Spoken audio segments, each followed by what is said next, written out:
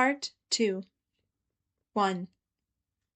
No, happiness in coming to me had not taken the road happiness usually takes, I thought to myself, nestling against Daniel's shoulder as the coach carried us deeper and deeper into the fog. Nor does the love which has come to me as my share have the usual appearance of love, I reflected later with sadness, as I saw Daniel draw away from me in silent irritation. From the day he had asked me to marry him, Daniel had in every way discouraged all sentimental demonstrations on my part, and a grim look had always frozen on my lips the passionate words ever ready to rise from the very depths of my heart. "Be patient, child, be patient," Mamita had so wisely said to me in that room where Aunt Mercedes's anger had held me until the moment of our marriage. "You have an entire life before you to tell this boy you love him. The important thing is that you tell him at the right moment, and for that moment you must learn to wait. You must learn to win that moment." I recall how the echo of those words had once more made me lift my head defiantly. Yes, I will win the right to tell Daniel I love him, as I already won the right to go forward with him in this carriage toward the same house and the same destiny. Just then the coach gave a violent jolt, and the horses stamped their feet, neighing low. "Andres, hey, Andres," Daniel called impatiently. "The same thing happens every time, Don Daniel. This is where the horses refuse to go on. They're afraid to go around the lagoon at night," our young coachman said, turning around on his seat. "Nonsense! Can't you tell it's already dark and that they don't see a thing? Besides, have you forgotten that the carriages have lights?" The carriage then came to a complete stop, and the little Andres jumped down, noticeably wounded in his dignity. I leaned over the side of the door. An acrid and humid smell of woods, of ferns, and of stagnant waters was rising out of the mist, now thick enough to blot out the entire landscape. A halo of whitish vapor formed around the two lamps as the boy was lighting them. In the meantime, Daniel had taken his place on the driver's seat. "Get in the back," he ordered as the boy attempted to take hold of the reins again. "Try to be a gentleman, since you're not able to be a coachman." He whipped the horses, and they jumped up, their hooves splashing furiously in the mud. The carriage creaked and swayed, throwing me from side to side, and while the young boy was trying to steady me by the arm, it started forward brutally. Daniel's whip was snapping continuously in the dark, and the horses were rushing through the mist in a wild, blind race, which frightened me badly. "Oh my God, what is it?" I cried. "The horses," answered Andres in the midst of the uproar. "They're afraid to go close by the lagoon at night. They run wild if they're forced to do it." "But why?" "Because of Doña Teresa. She haunts the waters in the night." "Teresa?" "Yes. She goes looking for her ring left buried in the mud on the bottom of the lagoon where she was drowned." "Oh, keep quiet, Andres. And you, Daniel, for God's sake, stop!" The trees of an avenue obliterated by the mist were now whipping with invisible branches the window panes of the carriage, which finally came to a sudden stop as abruptly as it had started. "Here we are," Daniel said to me. "Step out while I help that little idiot with the horses." I pushed the coach door open and plunged ankle deep into a carpet of damp leaves. Then, as I took a few steps through the fog, straining my eyes to place things, my foot struck upon a stone step. Groping about in the dark, I crept up a staircase leading to an enormous silent mass, crouched there in the fog like a huge recumbent beast. It was the house. My house. I stretched out my hand and tenderly felt its heavy door studded with iron nails. All of a sudden, with a grating sound, the door began to open by itself. Badly frightened, I turned around to call Daniel, but at the bottom of the steps the carriage was no longer to be seen, as if it had sunk into the sea of mist spread out at my feet. Once again I turned around to face the house. The door now lay wide open in front of me, and out of the depth of the darkness the light of a solitary lamp was beckoning me to come in. "Don't you see? It's the magic castle, The castle of the bear! My imagination, always immersed in the world of my fairy tales, suggested to me. Of course, that's it, I acquiesced, all my fears already dispelled as I crossed the threshold of the castle, going toward the mysterious light. My steps resounded on the stone of a hall with vaulted ceiling as high as that of a church. A lamp was burning at the foot of a broad staircase, whose flight was stopped by a sumptuous garnet-colored velvet curtain. I went up the steps and lifted the curtain.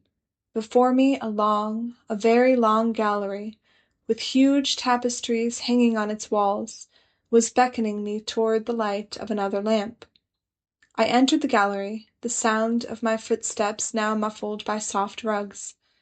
Beyond the light, another hall, then a winding staircase, and again a long corridor with stained-glass windows, leading to one more lamp.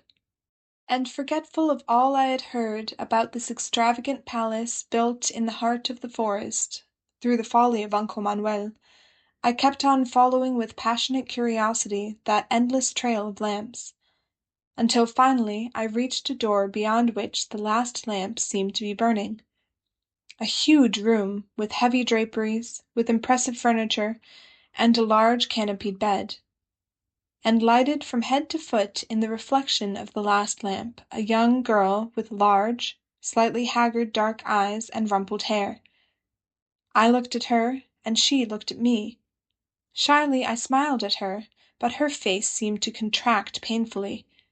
Suddenly I noticed she was carrying a small bunch of orange blossoms pinned to a dress as poor as mine. And then I realized that this pitiful creature looking at me from the depths of a mirror was myself. Oh, God! What prince would ever want to stretch out his loving arms to such a miserable little bride, with her wrinkled dress and dusty tresses? I can still see myself in that room, running frantically to the closet in search of the beautiful dressing-gown which had belonged to Teresa, the dressing-gown which I myself cut and sewed. "That dressing-gown belongs to you by rights, and so does the entire trousseau," Mamita had said to me as she helped me with her half-paralyzed hands to pack my own poor linen. "By the work of your hands and with your tears, you have earned the right to that trousseau, and you should use it without remorse." I remember the thrill with which I took off my dress and muddied boots and put on Teresa's turquoise blue dressing-gown and golden slippers. I remember how I came back then to sit before the mirror, and how I took down my tresses and started to brush my long dark hair with the same silver brush with which she must have brushed hers. And it was out of the depths of the same looking-glass, which on her wedding night had reflected her image, that I saw Daniel appear, dragging after him my shameful little trunk. No, never shall I forget the start he gave me when he saw me, nor the intense, wild look with which he held me as he stood there very pale, silent, and motionless on the threshold. I can still remember the strange uneasiness which made me put down Teresa's brush on the dressing-table and turn halfway around on the seat, while with a fierce look he started moving toward me. Perhaps I shouldn't have done it, I thought in a panic. How did I dare? And what made Mamita advise me to? But, to my complete surprise, once he had neared me, Daniel closed his eyes and with his hands taut slowly started to caress my flowing hair, the lace on my dressing-gown. Big silent tears were rolling down his cheeks. Frantic, shivering, I was calling on my love for the words that should be spoken, when brutally he raised me by the shoulders and drew me to his breast. "Teresa!" he murmured, crushing his lips against mine. What took place after that was unquestionably the most tragic experience any woman in love could have had to endure in all her life. No, I do not wish to describe the strange wedding night in which I came to know passion through the striving of a husband who sought in me the memory of another woman. I do not care to tell of my torture as I felt him embracing through me the fleeting ghost of a dead woman. The torture of feeling him there against me, longing for the warmth, for the scent of another flesh, forever gone. The torture of hearing his anguished voice speaking in my ear the words his tenderness meant for Teresa. No, I could not. All I can say is that the dawn following the night of so long ago found me lying close to Daniel, my eyes wide open, motionless, shattered, indifferent to the weight of his forehead that sleep had made so heavy on my shoulder. 2. Good morning, Señora. I awakened with a start out of a deadening torpor. Daniel was no longer by my side in the bed. I beg your pardon, Señora. Don Daniel left instructions for us to call you. Daniel? Where is he? But at the mills, of course, and he will not be back until late in the evening. He asked us to tell you that also. Thank you. Amanda, Señora. My name is Amanda. And me, my name is Clara, Señora. Clara, Amanda. I couldn't realize at that moment what a part they were going to play in my life. I looked at them, noticing their supple waists, their long black braids, their half-slanting greenish eyes, so typical of the peasants from the extreme south, and I smiled pleasantly at them while both were talking at the same time. We are Daniel's foster sisters. We live on the other side of the lagoon, and for the last 3 years we've been servants in this house. Serena, our younger sister, also was, but she is going to be married this winter. She isn't working here any longer. So Serena is engaged? I inquired, just for the pleasure of repeating their sister's lovely name.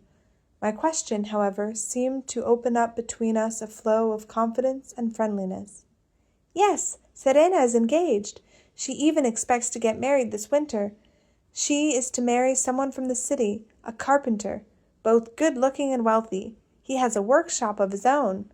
Yes, and he asked her to marry him the very first day they met. The very moment he heard her play the guitar and sing. Because you know, Serena sings and plays the guitar better than anyone in the neighborhood. Why, people even take long trips just to hear her, Señora. Well, I certainly would like to hear her too, I suggested cheerfully, much to the young girl's satisfaction. Well, we'll tell her to come and sing for you, Señora. Wonderful, splendid. Do you think she might come today? Yes, Señora, but you know she is working on her trousseau. However, as she probably isn't as clever with her needle as she is with her guitar, tell her that if she sings for me, I will sew for her. Yes, that's what we'll do. Certainly I can sew, in fact, very nicely. Clara, Amanda, ask Serena immediately, today, and we will all sew for her while she sings for us. And it all happened exactly as in my fairy tales. I became the lady of the manor, faithful wife of the absent warrior, doing her embroidery in the great hall of the castle, surrounded by her attendants, a solitary young noblewoman, fighting her anguish and the long winter, with the rhythm of a ballad and the devotion poured out on the roses her needle is shaping. Amanda, Clara, and Serena. Serena's guitar!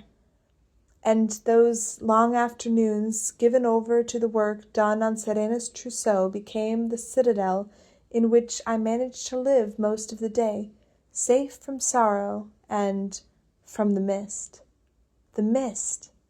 It stuck like ivy to the house. It spread lazily over the neglected lawns of the vast park opened up by Uncle Manuel in the very heart of the forest. It invaded the forest with its wandering smoke and spread a large ring of vapor over the lagoon where Teresa was drowned. That mist! I can still see it closing in between the reeds, floating over the stagnant gray waters, to the edge of which some mysterious force had drawn my steps on the very first morning of my arrival. "Andres, is that you?" I cried, as I saw a rowboat slip by in front of me. "Yes, Señora." With a quick swing of the oars, the young boy brought the boat to a stop at my feet. "Wouldn't you like to come with me to the islands?" he asked shyly. "What islands?"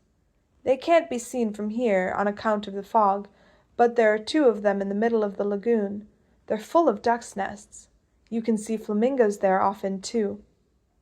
There were, it is true, small islands right in the middle of the lagoon, but also in the mire at the bottom was buried the gold ring for which Teresa was haunting the waters like a moonstruck Undine. "Don't be afraid, señora," the boy said to me as if he could read my thoughts. "It is only when night falls that she comes in search of the ring. You can ask my sisters. It is only at night that they're afraid to go around the lagoon." And the eyes of Andres, greenish, slanting eyes, like those of Amanda, Clara, and Serena, pleaded with me so effectively that I jumped in the boat, not having the heart to disappoint him in his longing for companionship. That lagoon! Fear seemed to float over it as heavy as the mist. An intolerable feeling of uneasiness was sweeping over me more and more as the boat went through waters as dense and silent as lava. "Let's go back," I was about to say to Andres, when suddenly, out of the mist, very close to us, gushed a sort of wild, plaintive cry. For a moment the boy and I faced each other, motionless, as if petrified with terror. "It was a seagull," he whispered at last. "A seagull so far from the ocean?" I mumbled. Just a second the boy kept looking at me, then, bending over the oars, he started to row frantically toward the shore. 3. Little Andres was right. His sisters did not seem to be afraid to come around the lagoon in the morning, and it was light-heartedly that they did their sewing with me all afternoon on the trousseau of the betrothed girl. But an hour or so before dark, Clara would get up and set on the table the cold supper Daniel and I were to eat by ourselves later on. Amanda would go upstairs to turn down the beds and light all those lamps that had guided me on the night of my arrival. In the meantime, Serena would put away her guitar and all the sewing things strewn on the big table, while waiting for her two sisters to come to fetch her, so that they could be back home on the other side of the lagoon before nightfall. For it was indeed only at night that Teresa would begin to haunt the waters in search of her ring, and that they were afraid to meet her frantic ghost. Amanda, Clara, Serena. Many times it happened I tried to induce them to talk to me about their unfortunate mistress. But every time I mentioned her name, their heads would go down on their work, and they would remain stubbornly silent. One afternoon, however, as Serena was getting ready to put away her guitar, she casually drew out of her instrument 2 or 3 last chords, which sounded so entrancing that I exclaimed in delight, "Oh, Serena, what was that?" "A song Doña Teresa liked," the young girl answered pensively, speaking for the first time of her own volition my cousin's name. "Sing it for me." "It's too sad." "But I love sad songs." "I will sing for you only the first stanza," Serena suddenly acquiesced, while casting an anxious look toward the door and the big stairway, as if afraid to see her sisters appear. Then, after she had drawn from her guitar the sombre notes I had so much liked, her voice began to warble in a sort of plaint. Aguas abajo, boga una niña, boga diciendo, se va mi amor. Adiós, adiós, se fue su amor. Adiós, adiós, se fue su amor. Down the river, a girl is rowing, rowing and singing, farewell, my love. Farewell, farewell, she said to love. Farewell, farewell, she said to love. Her voice lingered on the refrain. "The second one now, Serena." It wasn't I, it was Clara, standing very pale on the threshold, who was calling for the second stanza, and Serena eagerly obliged.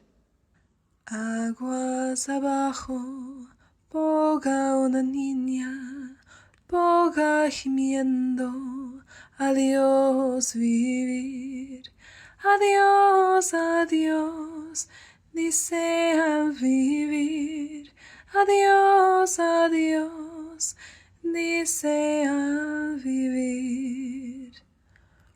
Down the river, a girl is rowing, rowing and moaning, farewell to life, farewell, farewell, she said to life, farewell, farewell, she said to life.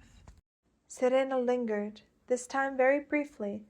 Then, looking me suddenly straight in the eye, she said in a whisper, "And now begins the third stanza.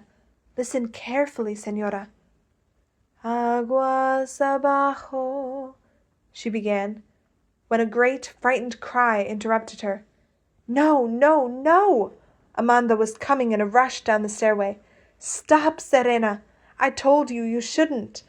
And you, Clara, how dare you? God would punish you. God would punish us all, I tell you." Amanda cried out. "But what's the matter? But why?" I exclaimed.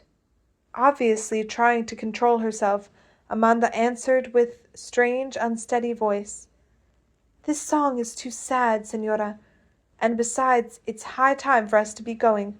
Come, Clara, Serena," she ordered, and thus, bowing their heads, the two younger sisters timidly followed their elder without even daring to turn around to wish me good night.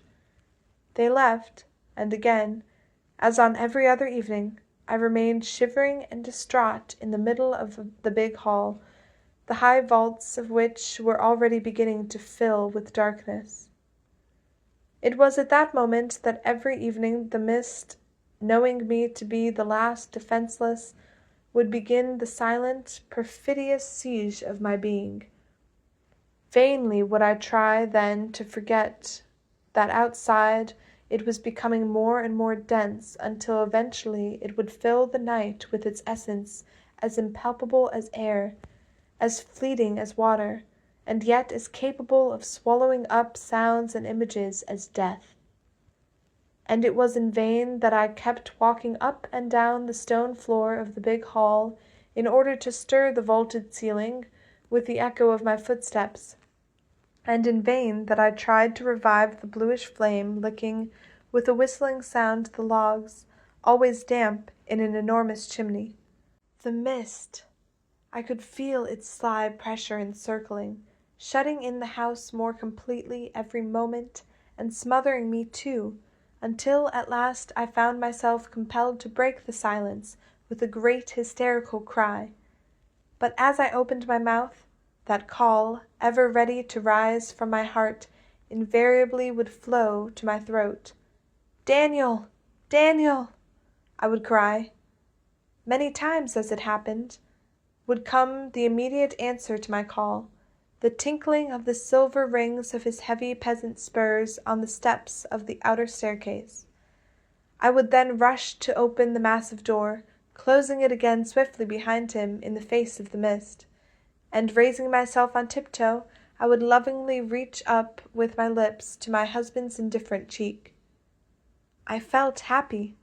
The presence of the bear was all I needed, and that look in his chestnut eyes, caressing in spite of himself, as well as the absent smile that lit his face at times when I was helping him out of his poncho, or waiting on him at the table, as if he had been one of those dazzling knights spoken of in my fairy tales, filled me with delight.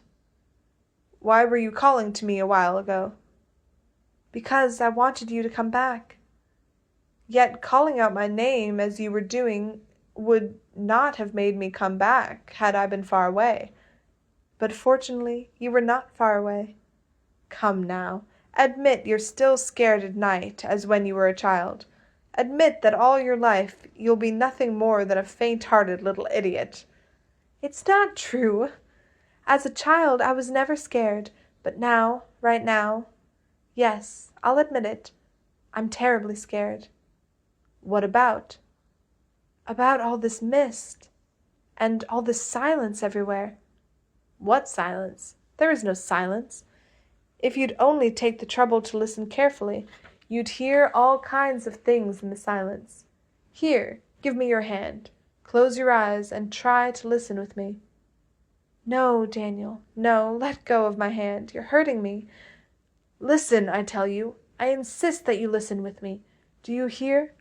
Do you hear that clock going tick-tack, tick-tack, tick-tack?"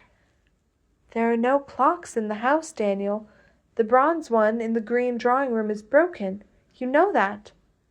"Yes, there's a clock in the house, Elga. There's a clock everywhere in the world going tick-tack, tick-tack, tick-tack. And everything changes. Everything moves away. Everything disintegrates a little bit more on each one of those tick-tacks. Tick-tack. Listen to this house crumbling away on each tick-tack. A little more. Listen to it, Elga. Listen. Tick-tack, tick-tack." And it happened that in spite of myself, I was beginning to hear the precise working of this destructive rhythm hidden at the very center of life. Tick-tack. I could hear, out there in the abandoned tower, the books in the enormous library shriveling up, turning yellow, being blotted out, collapsing in rows. Tick-tack. I could hear the sumptuous tapestries, eaten up by mold, giving in a little bit more. I could hear the worms crawling inside the wood of the furniture and of the gold-carved panels. Tick-tack. I could hear the old bricks of the tired walls loosening up. I could hear their paint flaking and peeling. Yes. Tick-tack, tick-tack. I could hear all this somber, fantastic palace, built through the folly of Uncle Manuel, decaying, crumbling, slowly going back into the slime of the earth and of the past. "No, no, Daniel. This house Uncle Manuel loved so well. We must not let it be destroyed. You must bring men to—" "What does this house matter to me, Elga? There is only one place in the world where I would like to stop the world of the clock, and that is at the bottom of the crypt where Teresa is buried. Tick-tack. Do you hear the beating against her coffin? Do you hear her bones mouldering away a little more still? Oh, Daniel, my poor Daniel. Tick-tack. Can you hear her disintegrating fingers rolling into the hollow of her chest, now reduced to ashes? Tick-tack. No, no. Stop, clock, stop. Leave me at least the little handful of ashes, that very small earthly proof that I once had a wife whom I adored. Dear God, I cannot find words to explain clearly the terror and the pity Daniel's madness awakened in me. All I can say is that during those long, dreadful evenings I shared his suffering, until ready at last to fall as exhausted as he on our bed of sorrow. However, while he was lying in a pit of darkness, his spirit gathering strength to start suffering again, slowly from the bottom of the well through which I used to escape in my dreams, a giant, impalpable snake seemed to be unfolding rings of smoke towards me.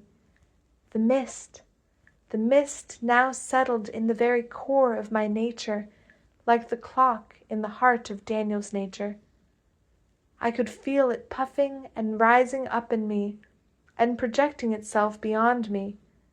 I could see it creeping inside the house, dampening the mirrors, extinguishing all color, obliterating every object, filling all the rooms one after the other. Then I would wake up by the side of Daniel asleep, and the entire night I would stay there, lying close to him, tired, cold, destitute of all desire, of the desire to live as well as the desire to be dead. 4. It happened one morning I shall never forget. Voices and laughter and sounds of some unusual activity were tearing holes in my slumber long before I awakened with the joyous feeling that the sun was at last coming through the mist. The skies outside were as grey as usual, but I could detect a note of gaiety in Amanda's voice. "Do wake up, Señora! Get up quickly!" "What is it? What's happening?" "The Countess is downstairs, Señora. You must get out quickly on the balcony if you want to see her." "No, come on out to the big terrace. Everything can be seen better from there," Clara blurted out as she rushed into the room. "She has a big retinue with her, beautiful carriages filled with attendants, hunting dogs, coachmen, lackeys. Really, she travels like a queen. Come quickly." I can still see myself running barefoot through the corridors, preceded by the breathless Clara and followed by Amanda, helping me as best she could to get into dressing gown. The Countess! Daniel's sister was there. I was at last to see her. I was to see this gay, capricious girl, whom he had forbidden us even to name, and whose picture I had tried in vain to find in some other place than in the memory of her 3 foster sisters. Drawing herself up on the balustrade of the big terrace, where she was already on watch, Serena explained to us in great excitement, "Don Daniel is actually refusing the Countess permission to pass through the hacienda on her way to the hunting lodge." I looked down greedily at the spectacle unfolding itself before the main entrance of the house. The beautiful carriages full of people, and the dogs and lackeys of whom Clara had spoken, were all standing at the foot of the central staircase in a turmoil of barking, trampling of feet, and shouts. In the middle of the staircase, standing very straight in front of Daniel, who looked as if he wanted to overwhelm her with his great stature and obvious wrath, was a graceful young woman, very slim in her long riding skirt, the train of which she was spreading over the steps with a majesty unbelievable in one so small. Daniel's sister! I lost my heart completely to her the moment I saw her and heard her there in the middle of the stairway, the true picture of a merry squirrel holding off a lumbering, ill-tempered big bear. "Then it's your last word?" "Exactly. And I would suggest you open a new road across the woods if you want to take your circus outfit to the lodge, because over my roads you'll never be allowed to travel, my dear Maria." "Mariana, if you please." "I've always known you by the simple name of Maria. It was your mother's name, don't forget." "I've added to the name the even more simple one of Anna, which was the name of your grandmother, and don't you forget that." "You're getting to be pretty sophisticated since you've become the Countess of I don't know what." "De Nevers, the Countess Guy de Nevers. I'd imagine it's a difficult name for a country bumpkin like you to remember, my dear brother, even though you've seen it written often enough on the papers you asked my husband to sign when you stole my lands." "You mean when I paid 3 times the amount of their value, that money you're now wasting in nonsense and folly." "I prefer to spend money on what you call nonsense and folly rather than save it to live among bats and sequestered women." "What? Will you repeat what you've just said?" "I've already forgotten it. And now let's get through with it, Daniel. Are you going to lend me the keys to your tranqueras, or force me to make a detour on roads that would break down my carriages and my nerves?" "Must I repeat to you for the 100th time not to depend on ever again using anything that belongs to me?" "Listen, Daniel. If I told you that this is the last time I expect to trample on your damn roads, would you lend me the keys?" "And why should it be the last time?" "Because I believe I'll get rid of the lodge. Sell it. To you." "Do you really mean that?" Daniel exclaimed, burning covetously at once evident in his harsh, trembling voice. "And why not? Are you going to lend me the keys now?" "Maybe, if you'll promise to come back tomorrow so we can agree on terms for a contract of sale," he said, dangling the keys under the nose of the young Amazon, who caught them on the fly. "I'll be back tomorrow," she promised, rushing to the bottom of the steps, where the groom immediately helped her to mount a beautiful chestnut horse. "Unless I change my mind," she concluded, lifting her head to her brother still standing at the top of the staircase. I could then distinctly see her eyes full of mischief, her pretty turned-up nose and her reddish-brown curls fluttering under a black velvet three-cornered hat. And then I heard her laugh, a laugh that seemed to scatter little jingle bells in the air as she disappeared in the mist, closely followed by her mad, joyous retinue. 5. Somehow she must have changed her mind, my lovely sister-in-law, for, to my great disappointment, she did not come back the next day, nor the day after that, but the recollection of her bewildering passage, as well as the knowledge that she was there, so close, carrying on that dazzling mad life Daniel reproached her for, filled me with a strange happiness. And while Amanda, Clara, and Serena were doing their sewing with me, our conversation had now become more animated on account of this new and thrilling topic, the Countess de Nevers. "She has changed a lot. Little Maria was never as pretty as that when we were playing together here at the hacienda.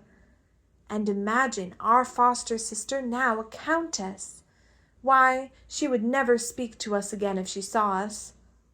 "Why not? She was never proud." "Yes, that's true. She was too gay.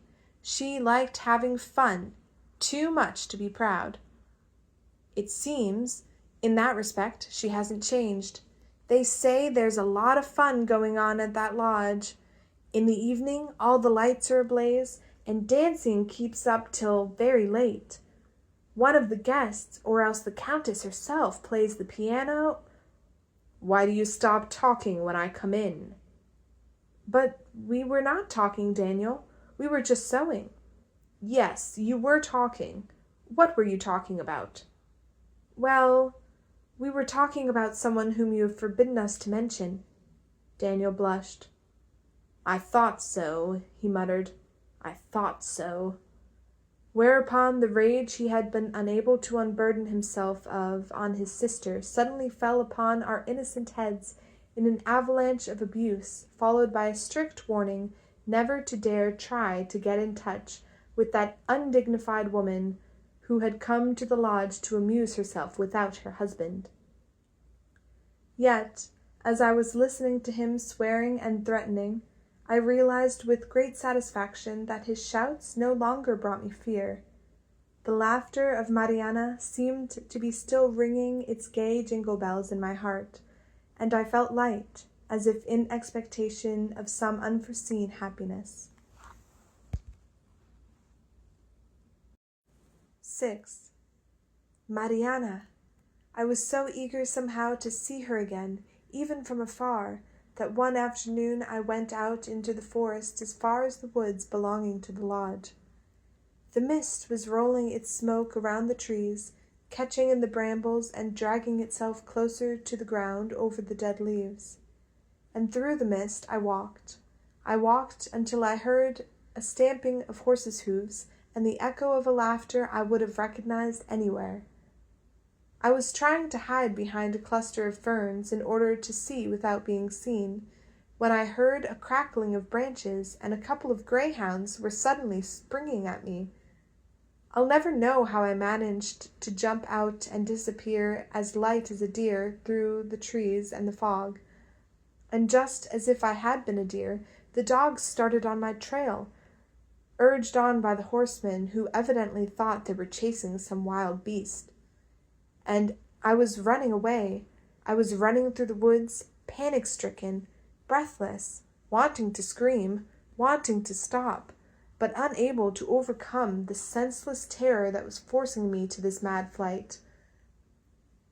The huge trunk of a fallen tree was obstructing my way. I climbed over it, and, as in my fright I attempted to jump to the ground on the opposite side, I crumpled down on a bed of brambles. 2, 3, 4 greyhounds were immediately upon me. I felt their noses in my hair and on my clothes, and terrified, I shut my eyes. But somehow, to my great surprise, they seemed to press all around me, solicitous and friendly. Timidly, I started to stretch out my hand to caress them, when I heard the horsemen coming to a stop on the other side of the big tree. I heard one of them dismount and climb over it. Then I saw him lean over my bed of brambles. He was a tall young man, slender and dark. He looked at me silently for a few moments. I must have seemed queer lying there, pale, dishevelled, covered with mud, with the dogs jumping all over me. "What is it, Landa? Tell me," cried an impatient voice on the other side of the tree. "But it's a deer, of course," the young man answered, turning around to assist his questioner in climbing up to where he stood. And then suddenly Mariana was there in front of me. She too looked at me silently. "A deer, yes," she said at last, and I could hear the little jingle bells of her laughter fluttering pleasantly over my head. She was making fun of me as she had made fun of Daniel, and it hurt my feelings so much that, swallowing my tears and raising my head, I flung out at her, "No, I'm not a deer. My name is Elga, and I happen to be the wife of your brother." Still another silence. Then all of a sudden came a great cry of joyous surprise, and there was Mariana on the ground by my side. "Elga! Elga! Why, of course you couldn't be anyone but Elga. It's wonderful, Landa, wonderful. I now introduce you to my sister-in-law, that sister-in-law of whom we spoke the other day. You know, the daughter of the Danish woman and that handsome Del Rio who died of love. You are familiar with the story, of course, Landa?" "Yes, Mariana, but I believe this child is hurt." "I'm afraid I've sprained my ankle," I murmured, ashamed, after I had tried to stand up. "Oh, Lord, poor darling! But why did you run away like that? We were urging the dogs on, believing that we were after some kind of animal." "I was really frightened," I whispered, looking admiringly at Mariana. My gracious, how great was her charm, and how happy and proud it made me to be treated by her as a friend. "And also what beautiful eyes, as of a deer at bay, you had, for you know you really look a lot like a deer. She has the same softness, the same gracefulness, don't you think, Landa? But what I cannot understand is how such an exquisite creature could ever have married a man like Daniel. Daniel! Oh my God! He has forbidden me, and how will I ever be able to get back home by myself?" I sighed, suddenly overcome. "He has forbidden you to see me?" cried Mariana, catching my thought on the wing. "Well, it will give me great pleasure to take you back to your home, and my dear brother had better be careful. Landa, you're going to take Elga in front of you on your saddle, and you'll follow me to the tower where Bluebird lives. Don't you be afraid, Elga." Indeed, I was not afraid. I would have followed to the end of the world this fascinating, frolicsome creature who, after she had called her dogs together, was now leading us through the forest. The arm of the stranger was holding me tightly at the waist, while the movement of the horse kept throwing me rhythmically onto his chest. A soft warmth seemed to radiate from him. From time to time I would look back over my shoulder to catch a glimpse of his face with its fine, strong features, and his cold grey eyes, shining like stars under the brown eyelashes, enfolded me each time in a glance as soft as a caress. A strange well-being was gradually taking possession of me, and with it a desire to remain forever nestled on this breast, forever held in those arms which could hold without hurting.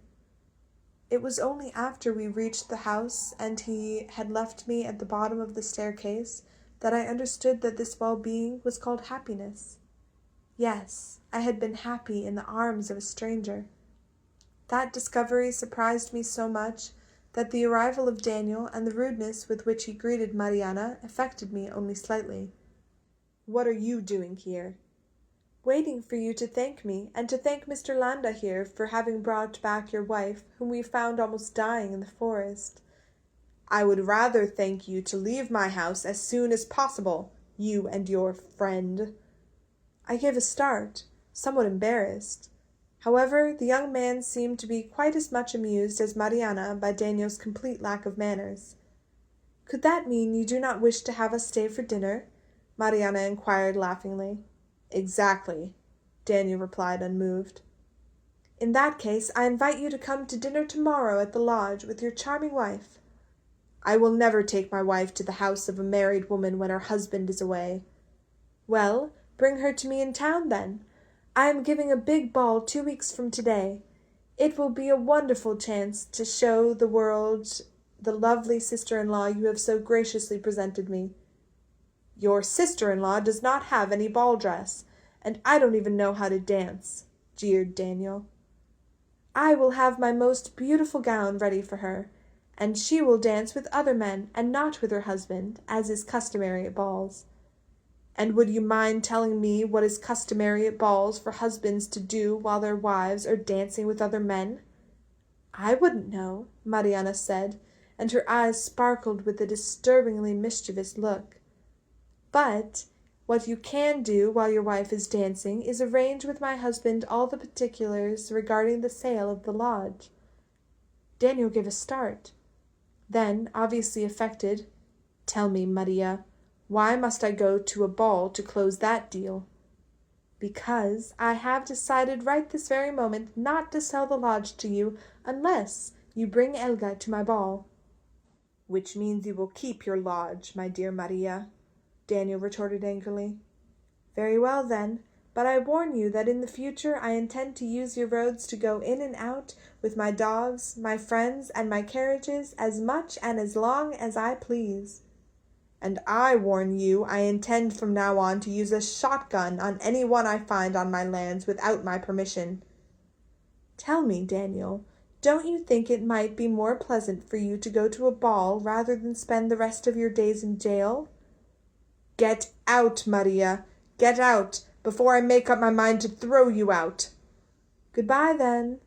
But remember, it will give me the greatest pleasure to have you stop at my house at the time of the ball, which will be exactly 2 weeks from today. Don't forget. I'll be waiting for you." "And you'll find yourself waiting until hell freezes." 7.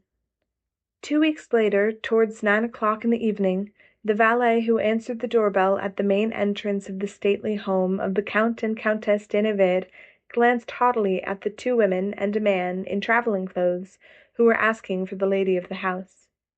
"The Countess can see no one at this hour. The Countess is giving a large ball this evening." Amanda and I looked at each other with ecstatic delight, while Daniel, in a fit of rage, pushed the side of the door into the face of the dumbfounded servant. "Will you please inform the Countess that Mr. and Mrs. Viana, her brother and sister-in-law, are downstairs. Step inside, Elga. And you, Amanda, instead of gaping at the white gloves of that young idiot, make him take in the bags." Indifferent to the increasing vulgarity behind which Daniel was hiding his spitefulness for having had to give in to the demand of his sister, I at last crossed the threshold of that house which had been the object of all my thoughts and dreams for the past 2 weeks. No, never could I describe the whimsical luxury, the charm, the simple refinement of that house, blossoming with flowers, and already lighted up for the ball which was to take place exactly 1 hour before midnight. All I can say is that, motionless, wonder-struck, there I stood at the entrance of a huge white and mauve hall, opening through archways in the rear into a drawing-room as pink as the dawn, with French windows in the back facing a garden made bluish by an unexpectedly intense moonlight. However, I barely had time to delight in the enchantment into which the delicate mauve pink and blue perspective had plunged my mind and my senses, when "Elga, darling, so you have come! And I who dared not believe that husband of yours would relent!" Mariana was rushing down the big stairway, drawing behind her the lace train of a long smoke-colored negligee which brought out wonderfully the tawny shades of her hair and the unusual splendor of her snowy white complexion. "And you, my dear brother, since you made up your mind to come, why couldn't you have done things the right way?" "What do you mean by that?" "In the first place, you should have let me know the exact time of your arrival, so that I could have sent for you at the station. Then you should have come 24 hours earlier. Do you realize that there are only 2 hours left to dress your wife and to get myself ready?" "Strange. And I was thinking that what you have on now is a ball dress." "Have your fun. But after all, let me tell you that I'm not in the habit of wearing rags when I'm at home. Anyway, why should I waste my time answering you? Come, Elga, let's go upstairs to your room. And by the way, who is this girl?" "It's Amanda. Don't you recognize her, Mariana?" "Yes, of course I do. How could I forget all the fun we've had together? But now let's go upstairs. Come on, Bluebeard, this way. This way, Elga, Amanda." "I brought Amanda so that she might help me get dressed," I said timidly, as we followed Mariana to the first floor. "And also that she might see me at first hand, get acquainted with the house, and watch the ball. Isn't that right, Amanda?" "Yes, it is," acquiesced Amanda, and we all laughed while Mariana led us down a corridor toward the back of the house. "Look, I've prepared a real lover's nest for you," Mariana finally said as she pushed open the door. I cried out in amazement.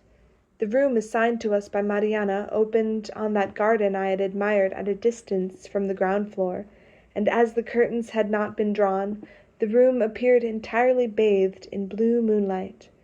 The mirrors seemed filled with blue water, the walls covered in satin gave out a blue light, and the large bed was draped in a spread of soft tulle, vaporous and blue.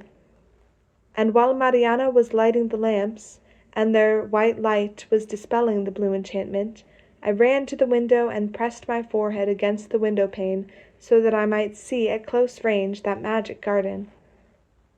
But to my great surprise, I observed that what I had thought to be a large garden was no more than a square lawn caught between high walls covered with ivy.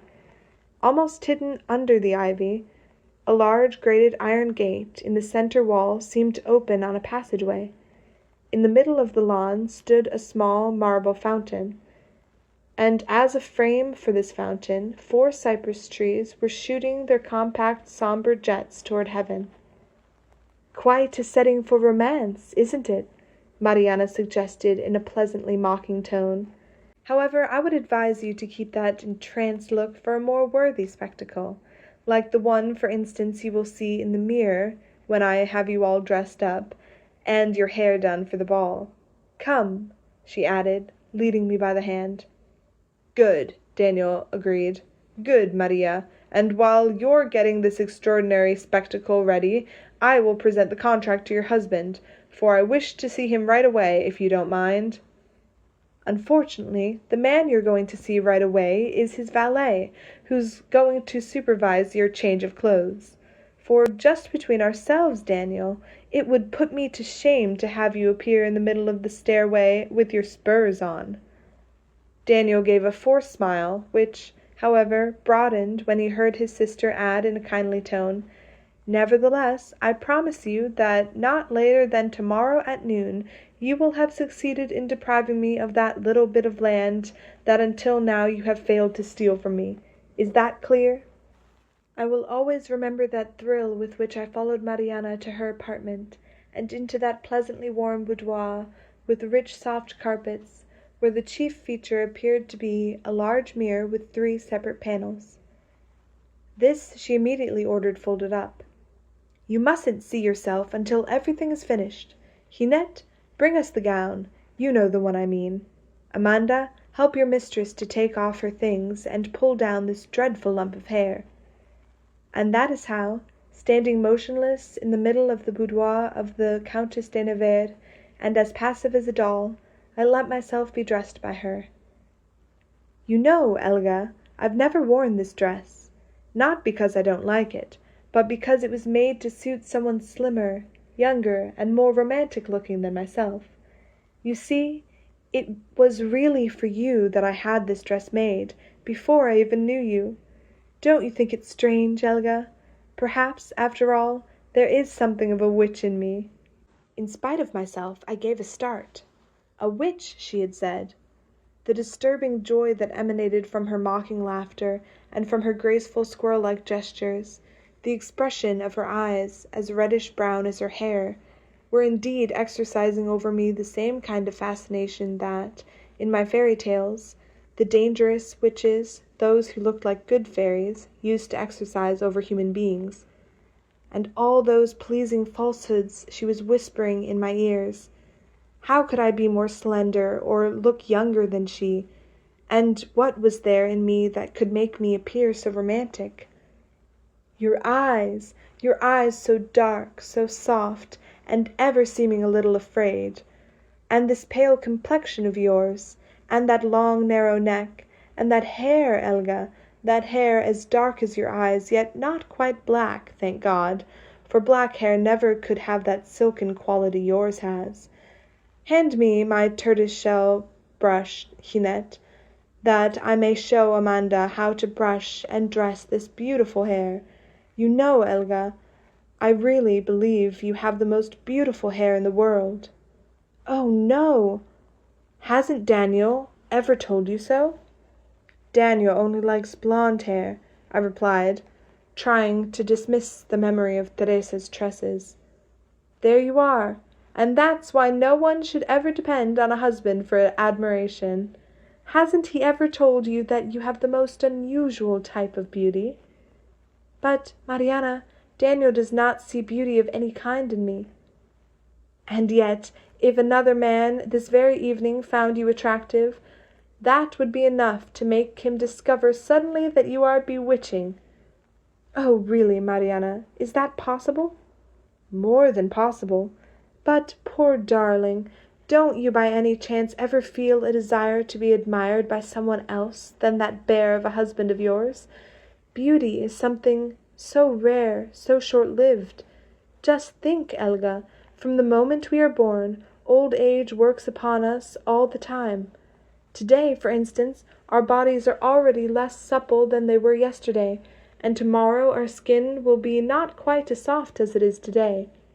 Tell me, Helga, would you want to become ugly, to have lines in your face, to grow old, and to be lost forever on that awful hacienda, all the time full of mist, by the side of a husband always indifferent, and never to be able to say to yourself that at least one night your beauty was recognized, admired, desired?"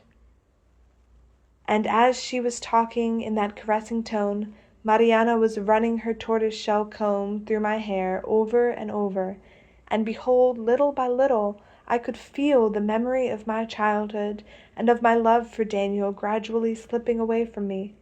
I could feel that burning desire to make him love me becoming weaker and weaker in my heart. And in my mind Daniel himself was getting smaller and smaller, until finally he was no more than a sulking, brutal boy to whom, for no reason at all, I was sacrificing my youth and my beauty, day after day. All of a sudden, vividly, came to my mind the vision of an episode in one of my fairy tales. Then the lady took Gerda by the hand, and they went together into the cottage. The windows were very high, and their panes of different colored glass, red, blue, and yellow, so that when the bright daylight streamed through them, various and beautiful were the hues reflected into the room. Upon a table in the center was placed a plate of very fine cherries, and of these Gerda was allowed to eat as many as she liked, and while she was eating them, the lady combed her hair with a golden comb. And as the lady combed little Gerda's hair, the child thought less and less of her foster brother Kay, for the lady was an enchantress. She did not, however, practice magic for the sake of mischief, but merely for her own amusement. Yes, Mariana was a witch, and life tonight exactly as in my fairy tales, I thought, giving myself up entirely to this marvelous present in which I was being dressed for a big ball. And suddenly I felt a longing to be beautiful, admired, desired. Now look at yourself. Open the mirror, Hinette." As the 3 panes of the mirror were unfolded, I could see in front of me and on either side a fascinating, very slender young girl draped in a tunic all of white, with a long train of floating gauze. A knot of black tresses interlaced with pearls rested on the nape of her neck, bringing out a dainty swan-like effect. Her dark, soft eyes were looking at me fixedly. Overwhelmed with joy, I stretched out my hands towards that living image of my mother that the magic fingers of Mariana had made to spring up from the depths of my being, like an undine out of the depths of the water. "Splendid! I see you're beginning to become conscious of your own beauty and really to appreciate it," chuckled the witch kindly. "And now, Hinette, bring me my little fan, the one embroidered with pearls. It will fit in beautifully with the dress." "Thanks. Take it, Elga, and try to learn to use it while I go and get dressed myself." And it felt as heavy and cold as a jewel, that little white fan all embroidered with pearls. I unfolded it with awe under the admiring gaze of Amanda. Just at that moment, someone angrily turned the knob of the door from outside. Hinette ran forward and set the door ajar. "The Countess does not want anyone to come into her boudoir."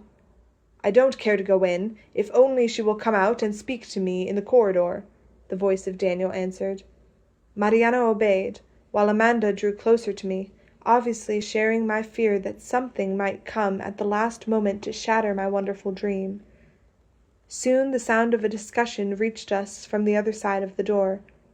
"And it had to be from the valet that I found out accidentally, while he was dressing me up like a monkey, that your husband had left for Europe 2 weeks ago." "But, Daniel, why are you so angry?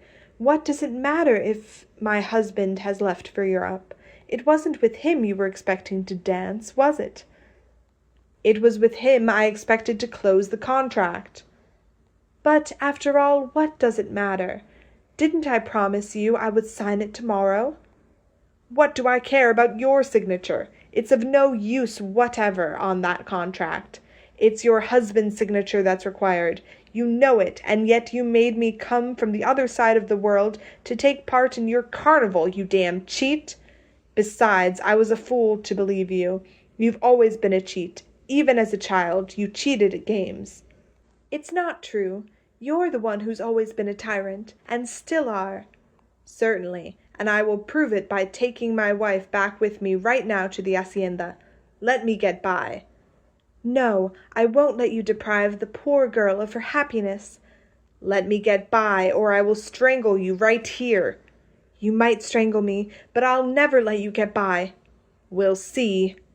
And as Daniel and Mariana were thus struggling at the door, once more the naughty children of not so long ago, I could see myself again in the travelling clothes, going home into the mist at the hacienda, my only chance to see life gone forever.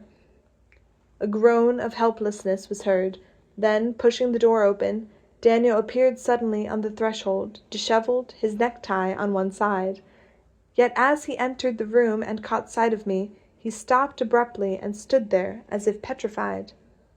I realized at that moment that the amazing transformation in my appearance, which had given me so much joy as I faced the mirror, had now struck him and thrown him into a stupor that was paralyzing his anger. "You," he began. "The dress is pretty," he added dryly. "Doesn't it suit her perfectly?" Mariana thoughtlessly interposed as she came back into the room. Anger once again flashed in Daniel's eyes. But before he could get a chance to speak, something in me, a kind of desperate force, took control of my 2 hands and compelled them to join together and to reach out to my husband in a passionate gesture of prayer. A silence followed during which we remained staring, facing each other. I with tears rolling down my cheeks, he staring at me looking more and more angry. Then, suddenly, he turned his back on us wildly and rushed out of the room, slamming the door behind him. A few minutes later the valet appeared to inform us that Mr. Viana wished to say to Mrs. Viana that he expected her to go to the ball without him. "And then he threw me out and locked himself in the room where he intends to sleep all night," concluded the servant, finally losing his self-control and dropping his formality. Mariana burst out laughing in a way that Hinette probably thought highly undignified in a countess, for she said quietly, "It seems to me that Madame la Comtesse should now be thinking about getting dressed herself." "Certainly, certainly, Hinette, I'm at your disposal. As for you, Elga, stay with me and don't make such a face. Don't you know, you little fool, that there is nothing more amusing than a ball when husbands are away? If they were there, we would never be able to carry out the really original entrance I've planned for you. Listen to me carefully. When all the guests have arrived, and as the orchestra strikes the first waltz, I will give you a little sign from downstairs, and only then will you come down in all your beauty and majesty. Oh, Lord, how amusing it will be! Now listen, you must come downstairs very slowly and—" And that is exactly what took place an hour later, when at the signal given by the Comtesse de Nevers, who looked unusually striking in a black velvet dress, spangled with thousands of golden stars that scintillated at every movement of her body, I came down the main stairway, walking very slowly, to the strain of the first waltz. My heart was beating violently as I came down, every head was lifted up to me. Even those couples who had already started to dance seemed to slacken the rhythm of their step in order to be able to look at me. A murmur was running through the hall, when all of a sudden a frightening thought took possession of my mind. Dear God, I had forgotten, and everyone else likewise seems to have forgotten, that to go to a ball one must know how to dance, and that oh my God, I don't know how to dance. 8. Here begins the account of one of the most extraordinary experiences any woman has ever lived through.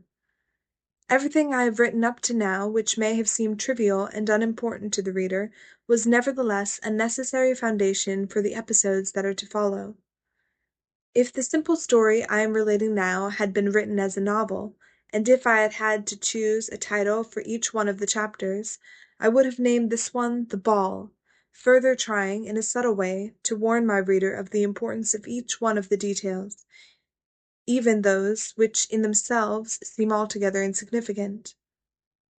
At the foot of the stairs, Mariana was waiting for me, ready to present me to her guests. "My sister-in-law! I want you to meet my sister-in-law. Here is her dance card." The women offered me their hands, staring at me with the most intense curiosity, and the men rushed forward to seize the little dance card Mariana handed them with a smile. "But, Mariana, listen, I don't know how to dance," I whispered to her between two introductions, expecting to see the house explode and vanish the moment this horrible confession was made. "Nonsense! Beautiful women always know how to dance. Isn't that right, Landa?" "Most decidedly. Would your sister-in-law do me the honor of dancing this first waltz with me?" "Landa, Landa!"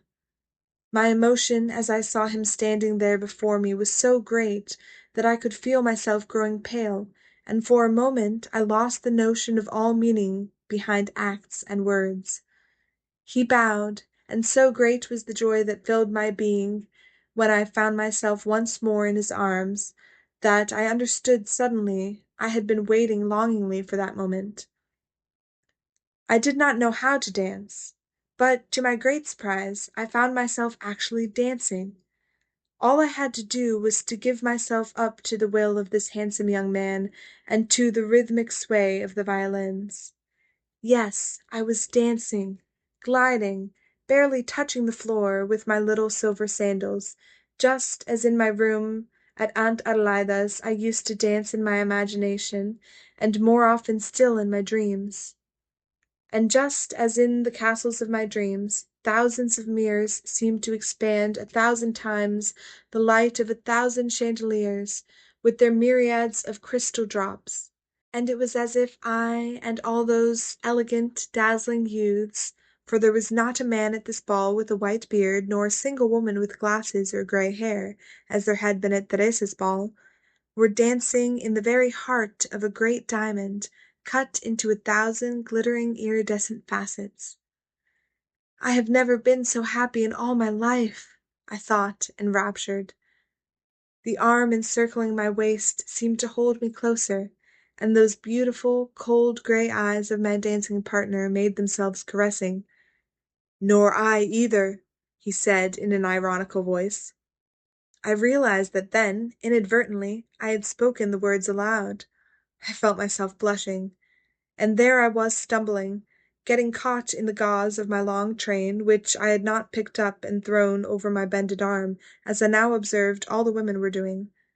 "I beg your pardon. Oh, my God! I don't know. I have forgotten how to dance," I admitted piteously. "Why, not at all," Landa replied, bending over to help me disentangle my train. "Not at all. Don't you know that elves never could dance in dresses from Paris?" His voice was laughing at me, while his eyes were holding mine tenderly. "Come," he said to me all of a sudden. "Come, let's have some champagne." And he led me by the arm out of the circle formed by the dancers. 5 minutes later he was pressing a heavy crystal cup filled with champagne to the one I was holding in my hand. "To the sadness, to the poetry, to the frailty of your beauty, I drink, Ebba Hansen," he said, looking straight into my eyes. "Ebba Hansen! But that was the name of my mother!" I exclaimed. "And you are her living image. Did you ever know her?" I asked, deeply affected. "I saw her once at this very place where you are now. She was standing with her back to the fireplace exactly where you are in this moment." As I looked at him with amazement, he explained, "You see, this house, which has been completely done over by your sister-in-law, was the home of Doña Angelica Portal, an adorable old lady, who at the time of her death was a very faithful friend of your parents. And as Doña Angelica happened to be my godmother, I used to come every Sunday to have lunch with her. It was many years ago, and I was only about 14. The very first time I saw your mother I fell madly in love with her, like all the rest of an entire generation. Her life to us stood for the most beautiful love legend of the time. My mother! My mother was in this house!" "Yes. In fact, she only lived a few steps from here. I remember that as soon as I found it out, I came over quite often to my godmother's, hoping to escape through the back door to her villa, and there I would climb the high wall of the park only to look at her from a distance through the trees." "What was she like?" "Young, adorably young, and frail, too frail to carry so great a love." I felt tears coming into my eyes, and, as I tried hurriedly to conceal them, I put down the crystal cup on a small table and opened my fan. "What a lovely fan you have there!" "It's not mine, it's Mariana's," I answered ingenuously. Landa looked at me again with that tender, mocking expression that disturbed me and appealed to me all at once. Then, as the violins were striking a new waltz, he drew me again to his arms, and we started to glide away. How long, in violation of all social customs, did we dance together, forgetting that I had a dance card? I do not know. All I know is that at length a strange weariness seemed to come over me, filling my bosom with sighs, and all my being with a burning desire to be carried away by a great love. A great love! To live it and to die from it, like Ebba Hansen. I was looking at Landa. His grey eyes were now shining like stars under his black lashes. His breath was on my cheek. His arm was holding me close. Just at that moment, suddenly, the entire room flared up in a livid bluish flame, and all at once every light in the house went out. The orchestra stopped playing. There was a moment of deep silence, immediately followed by an uproar in which laughs, exclamations, questions, and answers crossed each other. What was it? Some new trick of Mariana's? No, there must have been too many lights. The moonlight in the garden, it was artificial. The gas lights must have blown up. The orchestra began to play again, and then the miracle happened. The couples resumed their dance, falling in with the daring attempt of the musicians to get the ball going again in the dark. Standing still in the corner of the room, Landa and I could feel the dancers gliding by all around us, and now and then a woman brushing us lightly with their veils and their perfume. "Shall we dance?" I was about to ask my partner, when suddenly I felt his lips pressing down on mine. My heart seemed to come to a stop in my breast, as well as all sense of time in my brain, and I stood there, motionless, receiving that kiss like someone hearing pure crystalline water falling drop by drop on a dry, thirsty part of his being. The flames from a few candelabra, though still uncertain, were beginning to appear here and there, opening gaps of light in the darkness while drawing large, ghost-like shadows across the ceiling. And my heart and my reason suddenly reawakened from the spell that had kept me helpless in the arms of that man who was not my husband. I still don't know where I ever found the strength to tear myself away from his lips, to withdraw from his embrace, and to run across the drawing-rooms, overcome by the same panic which had made me 2 weeks before attempt to escape from his pack of hounds in the forest.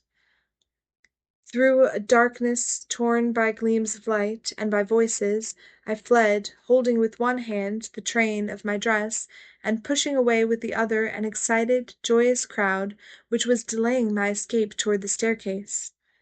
That staircase I reached at last, and up I went hurriedly, clinging to the railing whenever I stumbled or got caught in the gauze of that horrible train. Breathless, I felt my way gropingly down the corridor that led to the back of the house.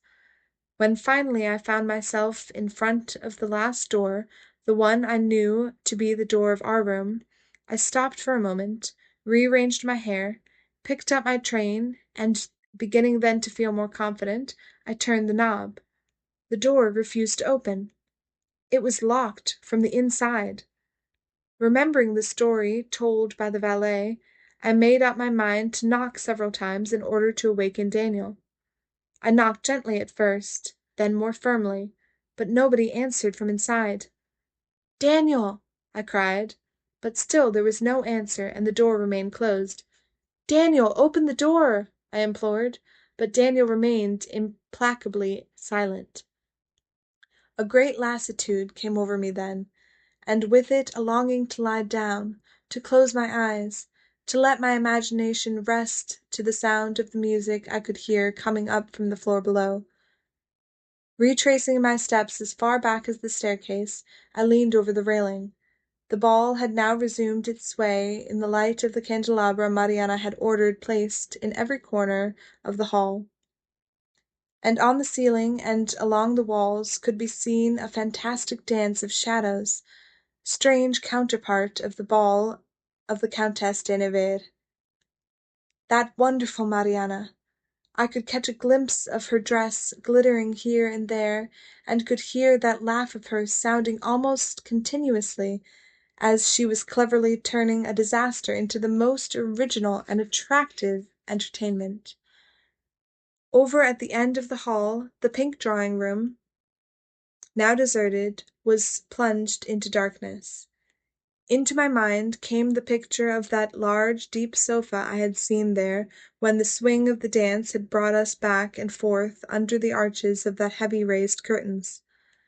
I do not yet understand how I ever found the courage to go once more down those stairs and to walk across the hall as far as the sofa into which I finally dropped down, exhausted. No one can see me here, I thought, my eyes half closed. With its back to the big hall, the sofa faced the French windows which had been left wide open, and from the garden, where the moonlight had faded away, came floating a night scent of damp ivy. The violins were now playing a melancholy tune, and the long journey from the hacienda The dance, the champagne, and the intensity of my feelings had left me with only one desire, and that was to remain there, comfortably settled, unseen by anyone, enjoying the soft music and the cool, perfumed night air. Something, however, was weighing heavily on the wrist of my right hand, Mariana's fan dangling there at the end of its velvet cord. And I remember how I was wearily delaying making the effort required to take it off, when I heard quick steps on the carpet in front of me.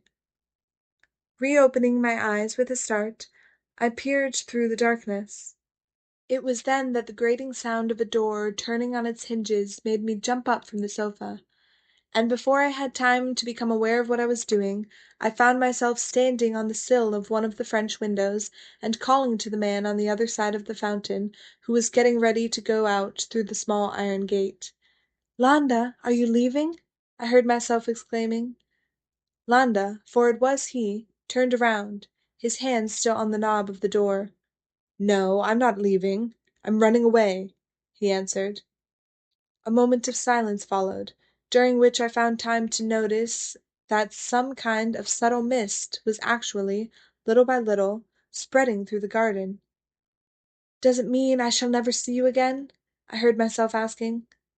"You're the one who has wished it that way, so good-bye." "No, no, stay, Landa. I want you to stay." "But why?" "Why? Because I love you," I heard myself blandly confessing. There was a sound of laughter. "You mean to say that you love me this evening?" "Yes, that's it, only this evening. But this evening, however, I do love you passionately." "Why? Is it because your husband has forsaken you?" "Oh, Landa, Landa," I moaned. The mist was now obliterating the cypress trees, and weaving its curtain of smoke between us. "Then prove to me that you love me." "But how?" "Come with me tonight." "What are you saying?" "I will bring you back before dawn. Nobody will notice your absence. Certainly not your husband." "But that's sheer madness." "Come. Then you will hold the memory of what real love is. It will help you to bear life at the side of a man who doesn't love you." "He will love me." "He will never love you. Besides, he's not worthy of you, and everybody knows the reason he married you." "Oh, you're cruel." "You've been more cruel to me many times. You made me lose my head. You lied to me." "I?" "Yes, with your eyes. And in your manner you lied to me, ever since that first day. And still you believe yourself honest." "Stop it." "Very well, then. Not another word. I'm going." The mist was already blotting out his tall silhouette. Half a second more and he would be gone forever, out of my life. "Good-bye." "No, no, I'm going with you. Until daybreak. My love." And walking down a stone step, I plunged into the mist now filling the garden, until on the other side of the fountain I reached the hand he was stretching out to me. The little iron gate once again gave its noisy grating sound as he closed it behind us, and shoulders there, the long gauze train of my dress floating behind me, I found myself moving up a narrow alley, drawn by that strong-willed hand from which mine had no desire whatsoever to withdraw. "Where are we going?" I sighed. He pressed my hand harder, but made no answer. But he might just as easily have led me to the end of the world. All my lassitude was gone, and I felt light, happy, confident. The mist covered the sound of our steps, enfolding us in a warm, peaceful atmosphere. Straight up the narrow street we went until we found ourselves in a small square. The lights of a few street lamps were shining feebly through a halo of mist. Sumptuous mansions, several stories high, enclosed the square. In front of an old iron gate, gracefully balancing the heavy mass of houses on the square, my companion stopped. Behind the gate lay a garden, where the mist was floating between the tall, slender columns of birch trees above an abandoned lawn. Behind the birches, one could see a one-story house almost falling down under the weight of honeysuckle. And it was towards that lovely house that my companion guided my steps after he had pushed open the gate with his shoulder. I can still remember how, as we reached the entrance door, he let go my hand for a moment to pull out of his pocket a little key which he slipped into the keyhole. The door opened. Then, taking my hand again, he drew me at last inside the house. Inside the house the darkness was complete, and it was into that darkness he led me through a suite of rooms, up to a last door which he threw open. For a while I remained on the threshold lost in contemplation of what was there before my eyes. In a high chimney a big fire was lighting up. In a high chimney a big fire was lighting up with its joyous, warm gleam a room all done in chintz of faded colors. Graceful, old-fashioned furniture, a bed with a small canopy from the top of which a vaporous white curtain dropped down to the carpet, first caught my attention. Then, coming back to the mantelpiece, my eyes beheld a transparent glass case under which a little golden clock was eagerly pushing its arrow-shaped pendulum. My heart missed a beat.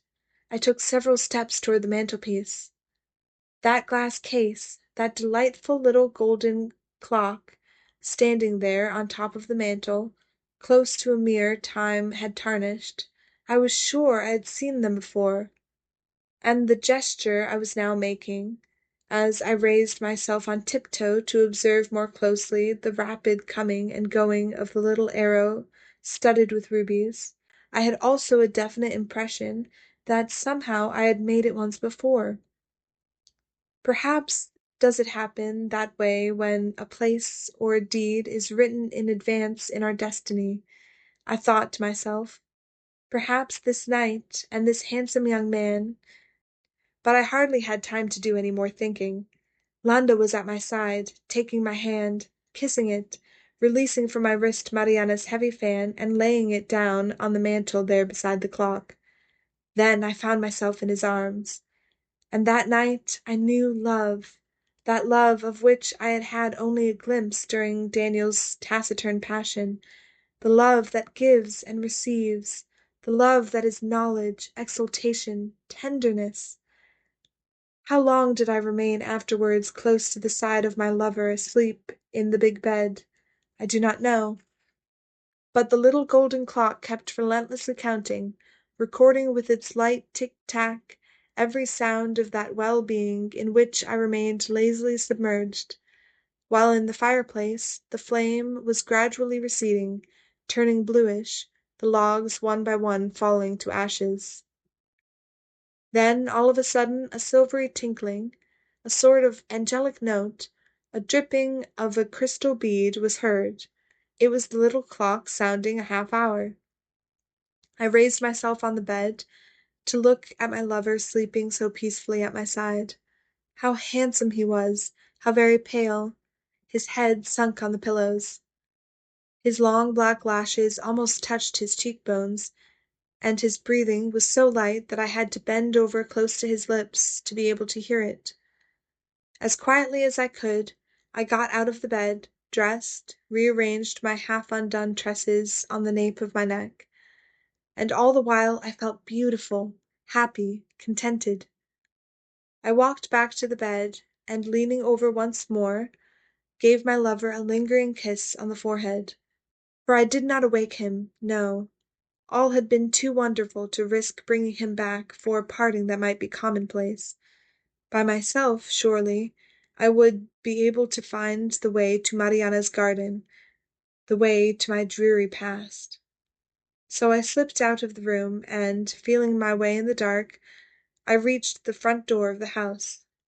Outside, the silvery light of dawn was already piercing through the mist, as I walked once more across the lawn where the birches stood. I pushed the gate open, went around the square, and found the alley down which I ran.